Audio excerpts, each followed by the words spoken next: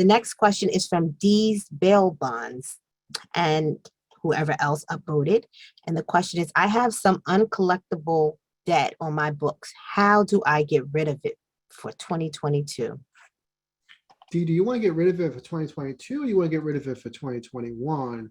So I'm not sure what year you want to actually really do that in, but just keep in mind how you want to actually get rid of it. There's two ways, and when you say you have some uncollectible debt, I'm thinking that this is people that actually owe you money. You need to actually take it off your books. What I don't know, D, is that if you gave them an invoice for this and you need to actually write it off, or is this a loan that's on your balance sheet that you need to actually write off? I'm not sure which one that actually is, but what I would do with anybody that's doing anything in terms of bad debt, if it's an invoice that's out there, I usually would actually create a credit memo to offset it, right? So let's say that you send the invoice for $1,000.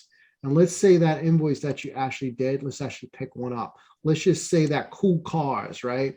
Cool Cars, had an invoice. The total amount was $2,194. These are the categories it went to. I would actually offset this and call this bad debt. So $2,194. So what I would do here is do new. I would do a credit memo, right? I would pick up Cool Cars. And Cool Cars here, I would actually, if you don't have this here now, you probably don't, I would just add one called bad debt. I will add that. I would call it a service. Down here on the service in terms of the account, right? I'm going to actually pick up bad debt if it's in here, which is not, it's not going to be an income account. I need it to be an expense account. It's saying it's an income account, but I'm making an expense account just so that you guys know. So that's going to be my bad debt. I'm just going to say other bad debt there, save and close, right?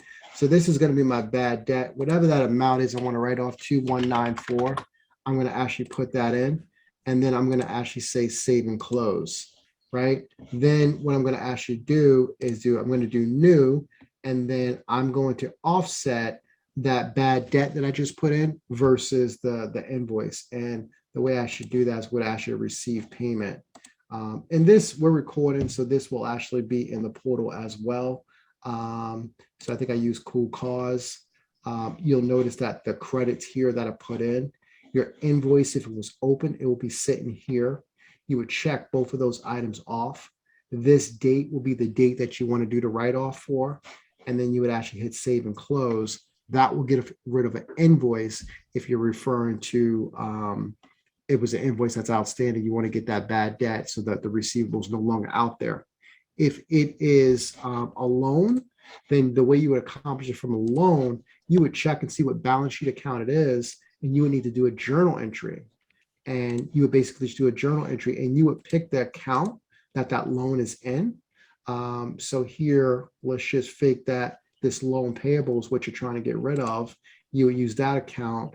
You would actually credit that amount out for whatever that loan is.